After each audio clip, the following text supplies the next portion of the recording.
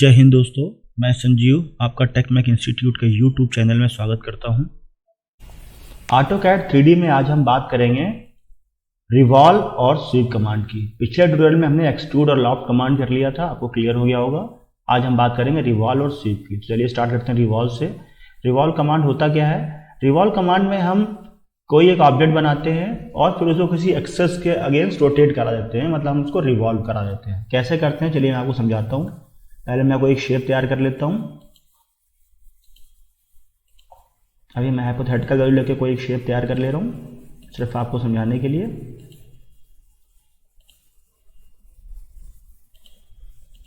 ठीक है, ये मैंने एक शेप तैयार कर लिया। अब मैं इसको आइसोमेट्रिक व्यू में लेके चलता हूं आपको। ठीक है, ये हमारा शेप आ गया। अब मैं इसको रिवॉल्व कराने जा रहा हूं, तो मैंने सेलेक्ट कर लिया ऑब्जेक्ट को। अभी देखिए पॉइंट से बनाया था तो एक साथ सेलेक्ट हो गया, एंटर किया। अब मुझे एक एक्सिस देनी पड़ेगी जिस एक्सिस के अगेंस्ट मुझे इसको रिवॉल्व कराना है। तो फॉर एग्जांपल मैंने ये एक्सिस दे दिया इसको। ठीक है, फिर से करता हूँ, वन इज है, रिवॉल्व कमांड लिया, सेलेक्ट किया, एंटर किया, एक्सिस पॉइंट मैंने ये दे दिया। ठीक है,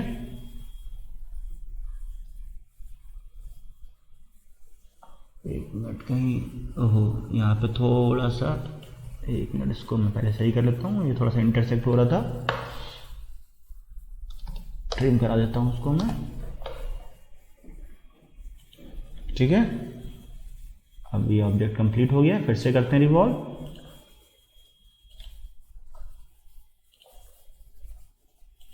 ठीक है, ये देखिए अभी इस एक्सिस अगेंस्ट रिवॉल्व हो रहा है, तो आपको समझ में आएगा वो रिवॉल्व क्या है।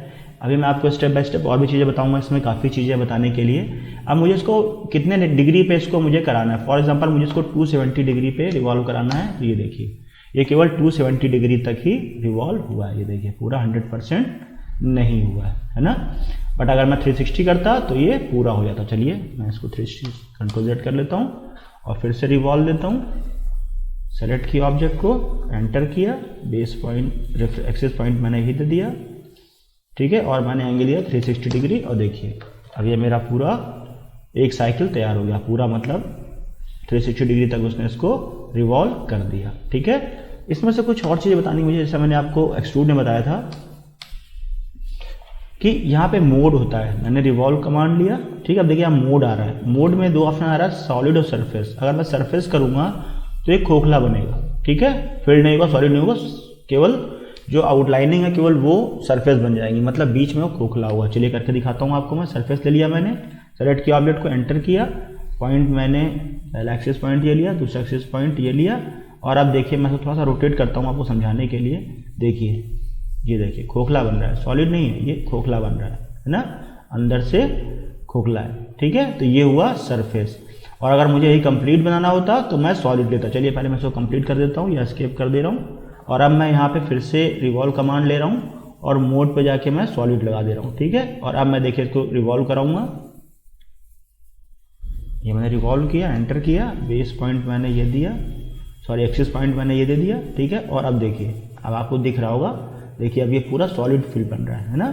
अभी अंदर से खोखला नहीं है, ये देखिए। ठीक है, पूरा सॉलिड है। अब यहाँ पे दूसरा ऑप्शन है स्टार्ट एंगल। स्टार्ट एंगल मैं अभी बताऊंगा आपको, पहले आप रिवर्स समझ लीजिए। रिवर्स में क्या देखिए, अभी ये इधर से चल रहा है ना, अभी ये इधर से चल रहा है, मतलब ये क्लॉकवाइज चल रहा है। अगर मैं चाहता हूं कि ये इधर से स्टार्ट होता तो मैं इसको रिवर्स कर देता हूं। ठीक है, अब देखिए ये इधर से एंगल लेना स्टार्ट कर दिया। ठीक है, तो इस तरीके से आप चेंज कर सकते हैं। अब मैं इसको रिवर्स कर दे रहा हूं। अब मैं चाहता हूं कि ये 45 डिग्री से स्टार्ट हो, तो मैंने इसको स्टार्ट एंगल दिया, जहां से है ये वहां से 45 डिग्री ले लेगा, 45 डिग्री। ठीक है, अब देखिए ये चूंकि क्लॉकवाइज डायरेक्शन लगी हुई थी, रिवर्स तो लगी नहीं थी, तो इसने 45 डिग्री क्लॉकवाइज एंगल पे इसको वहां से स्टार्टिंग पॉइंट किया है और अब वहां से ये रिवॉल्व होना स्टार्ट हो रहा है। ठीक है, एक्सप्रेशन में जैसे मैंने आपको बताया था लास्ट बार कि अगर हमें कोई मैथमेटिकल एक्सप्रेशन देना है, फॉर एग्जांपल मुझे देना है 15 ब्रैकेट में 5 - 3 एंटर इंटू डाल देता हूँ बीच में। ठीक है, और मैं इसको अब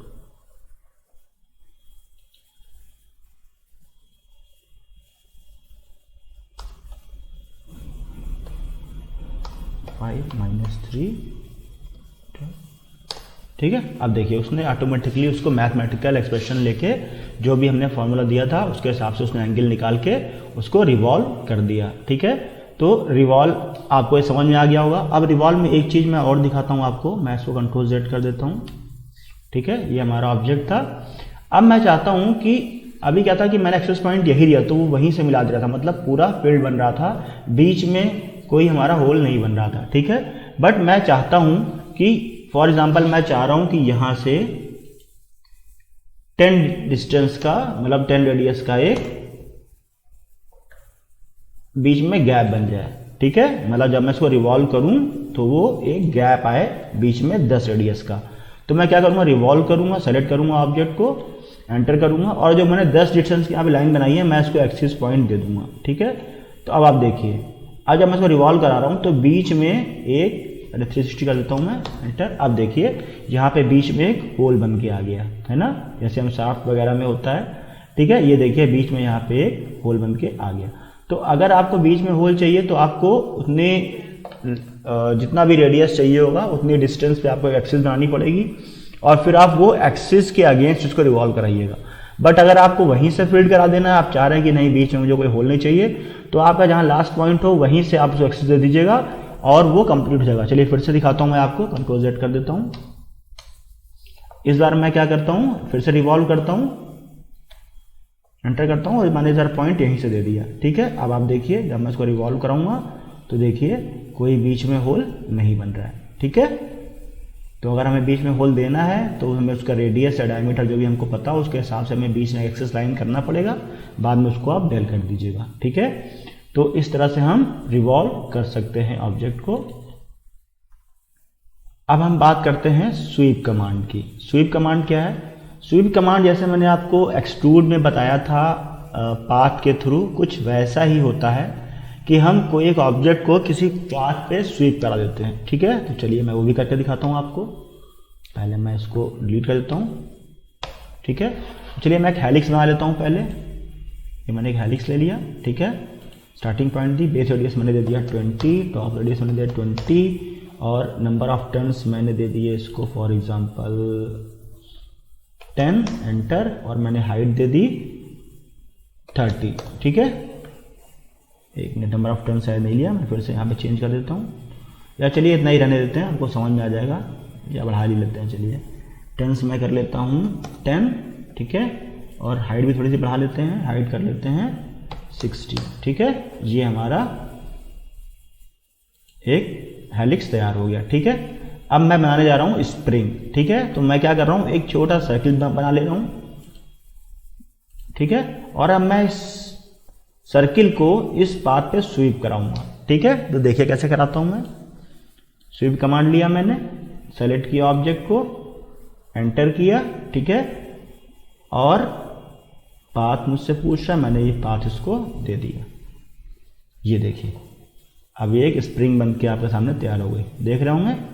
तो इस तरह से हम कोई भी शेप, जो भी हम शेप लेंगे उसको हम यहाँ पे स्वीप करा देंगे तो उसी शेप का बन जाएगा। अगर मुझे यहाँ पे सर्किल नहीं कराना होता, फॉर एग्जांपल मैं यहाँ पे एक रेक्टेंगल बना लेता हूँ, छोटा सा कोई रेक्टेंगल मैंने बना लिया, ठीक है। और मैं चाहता हूँ ये रेक्टेंगल इस पर स्वीप हो जाए, तो मैं क्या करूँगा, स्वीप कमांड लूँगा, सेलेक्ट करूँगा रेक्टेंगल को, एंटर करूँगा और पाथ ये दे दूँगा, ठीक है। और अब देखिए ये रेक्टेंगुलर शेप में स्वीप हो गया है, ठीक है। चलिए कंट्रोल Z कराता हूँ मैं आपको। अब इसमें कुछ और ऑप्शंस हैं, वो भी देख लीजिए, समझ लीजिए आप। देखिए जब मैं स्वीप करता हूँ और मैं ऑब्जेक्ट सेलेक्ट करता हूँ, मोड तो वही है जैसे मैंने आपको बताया अभी, सरफेस और सॉलिड, ठीक है। अगर मैं सरफेस करूँगा तो बीच में ये हॉलो रहेगा और अगर सॉलिड लेता हूँ तो पूरा फिल्ड रहेगा, ठीक है। तो अब इसमें कुछ और भी ऑप्शंस हैं, आप उसको भी समझ लीजिए। हम स्वीप में ही कुछ और ऑप्शंस बचे हैं, उसको भी बताते हैं आपको। तो बताने के लिए चले पहले हम इसको डिलीट कर देते हैं सब, और मैं यहाँ पे टॉप ले लेता हूँ, ठीक है। चलिए मैं दिखाता हूँ आपको। चलिए मैं यहाँ पे स्प्लाइन ले लेता हूँ, ठीक है। मैंने स्प्लाइन ले लिया और यहाँ पे मैं एक छोटा सा सर्किल बना लेता हूँ, ठीक है। ये देखिए अब मैं इसको स्वीप कराता हूँ। स्वीप पे जाता हूँ, मैं सेलेक्ट करता हूँ ऑब्जेक्ट को, एंटर करता हूँ और देखिए स्वीप हो गया। अब देखिए मैंने फिर से स्वीप कमांड लिया, सेलेक्ट किया ऑब्जेक्ट को, एंटर किया। अब देखिए यहाँ पे 3 ऑप्शन आ रहा है, अलाइनमेंट, बेस पॉइंट, स्केल और ट्विस्ट। ठीक है, तो पहले मैं अलाइनमेंट की बात करता हूँ। तो अलाइनमेंट क्या है, ये अलाइनमेंट लिया मैंने। अब मुझसे पूछ रहा है कि इसको अलाइनमेंट करना है या नहीं करना है। अगर अभी बाय डिफॉल्ट यस लगा हुआ, अगर मैं इसको नो कर देता हूँ तो है क्या, देखिए ये दोनों अभी हॉरिजॉन्टल ही है। अगर मुझे स्वीप कराना होगा तो इसको मुझे वर्टिकली यहाँ पे इसको अलाइन करना पड़ेगा, तो ये ऑटोमेटिकली अलाइन कर देता है। बट अगर मैं यहाँ पे नो कर देता हूँ, अगर मैं यहाँ पे फिर से देखता हूँ, स्वीप कमांड लिया मैंने, सेलेक्ट किया ऑब्जेक्ट को, एंटर किया, अलाइनमेंट पे गए और हमने यहाँ पे नो कर दिया। ठीक, और अब मैं स्वीप पाथ लूंगा तो देखिए ये लिख के आ गया, unable to sweep one selected object. ठीक है, मैं एस्केप पर फिर से करूँगा तो बाई डिफॉल्ट वो यस ले लेता है। अब देखिए मैं फिर से यस, जब मैं दोबारा स्वीप कमांड लूंगा तो बाई डिफॉल्ट उसने अलाइनमेंट को यस ले लिया होगा। ये देखिए यहाँ पे यस लिख के आ रहा है। ठीक है, और अब मैं अगर यहाँ पे इसको यस करके फिर से करता हूँ तो देखिए ये स्वीप हो गया, क्यों, क्योंकि उसने उसको ऑटोमेटिकली अलाइन कर लिया। ठीक है, अब दोबारा, अब देखिए मैं चाहता हूँ कि कोई एक पॉइंट सेलेक्ट हो और वो उसी पॉइंट को लेके स्वीप कराए। ठीक है, मैं उसका एक बेस पॉइंट सेट कर दूँ, तो मैं स्वीप कर देता हूँ, सेलेक्ट कर दिया मैंने ऑब्जेक्ट को, एंटर किया और अब मैंने बेस पॉइंट दे दिया। अब अगर बेस पॉइंट में सेंटर दे देता हूँ तो वो सेंटर को यहाँ पे लेके स्वीप कराएगा। ठीक है, अगर मैं क्वाड्रेंट देता, ये पॉइंट देता, तो वो इस पॉइंट को यहाँ पे लेके स्वीप कराता। ठीक है, क्लियर हो गया होगा, बेस पॉइंट मैंने दे दिया। अब मैं सेलेक्ट करा रहा हूँ तो देखिए अब उसने वो सेंटर पॉइंट, आपको समझ में नहीं आएगा बट वो उसने ऑटोमेटिकली सेंटर पॉइंट को लेके उसने इसको स्वीप कराया है। ठीक है, चलिए दूसरा देखते हैं और नेक्स्ट क्या है।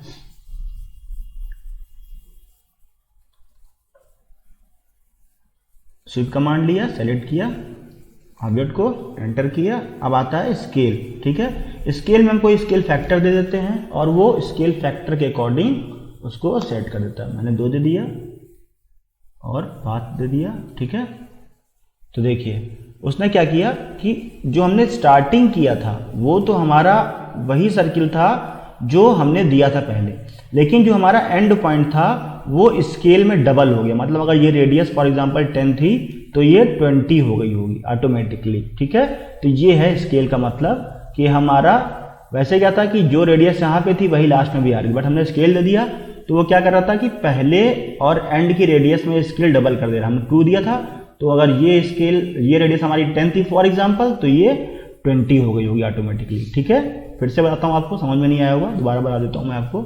इस बार चलिए रेक्टेंगल ले लेता हूँ मैं और एक लाइन ले लेता हूँ। ठीक है, ये मैंने लाइन ले लिया और एक रेक्टेंगल ले लिया मैंने,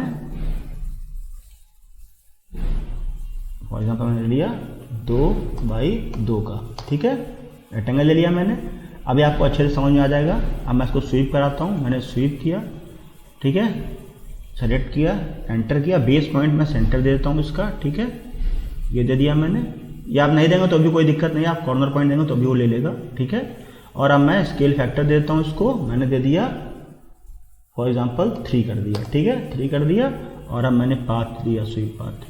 ठीक है, ये देखिए मतलब यहाँ पे जो भी रेक्टेंगल की डायमेंशन थी लास्ट वाली उसकी जस्ट 3 टाइम्स हो, क्योंकि मैंने स्केल फैक्टर 3 दिया है तो लास्ट जो है उसकी वो 3 टाइम्स हो। मतलब 2x2 का दिया था मैंने, तो ये रेक्टेंगल 6x6 का हो गया होगा। ठीक है, तो ये स्केल है। ठीक है, अब बात करते हैं ट्विस्ट की। तो चलिए फिर से एक रेक्टेंगल ले लेता हूँ मैं, ये रेक्टेंगल ले लिया मैंने। ठीक है, और पाथ में एक लाइन ही ले लेता हूँ, ये मैंने लाइन ले लिया, स्केप कर दिया, स्वीप कमांड लिया, सेलेक्ट किया ऑब्जेक्ट को, एंटर किया। अब मैं इसको ट्विस्ट कर देता हूँ। ठीक है, ट्विस्ट के लिए मैं इसको एक एंगल देता हूँ, फॉर एग्जांपल मैंने दे दिया 60 डिग्री। ठीक है, 60 डिग्री मैंने एंटर कर दिया और अब मैंने इस पाथ को सेलेक्ट कर दिया। तो देखिए 60 डिग्री पे उसने ट्विस्ट कर दिया, स्वीप भी किया और 60 डिग्री पे उसको ट्विस्ट भी करा दिया। ठीक है, तो ये स्वीप कमांड कंप्लीट हो गया। आपको स्वीप कमांड और आज जो हमने दोनों कमांड की बात की है यहाँ पे आप देखें, रिवॉल्व और स्वीप कमांड, तो ये आपको अच्छे से क्लियर हो गया होगा। अगर कोई डाउट है आपको तो आप कमेंट करिए, मैं आपको डाउट्स क्लियर करूँगा। उम्मीद है आपको वीडियो अच्छी लगी होगी। अगर वीडियो अच्छी लगी है तो लाइक करिए, शेयर करिए, कमेंट करिए और चैनल सब्सक्राइब नहीं किया है तो चैनल को सब्सक्राइब करिए, बेल आइकन प्रेस करिए, जिससे जो भी हम नई वीडियो अपलोड करें उसका नोटिफिकेशन आपको मिलता रहे। Thank you so much.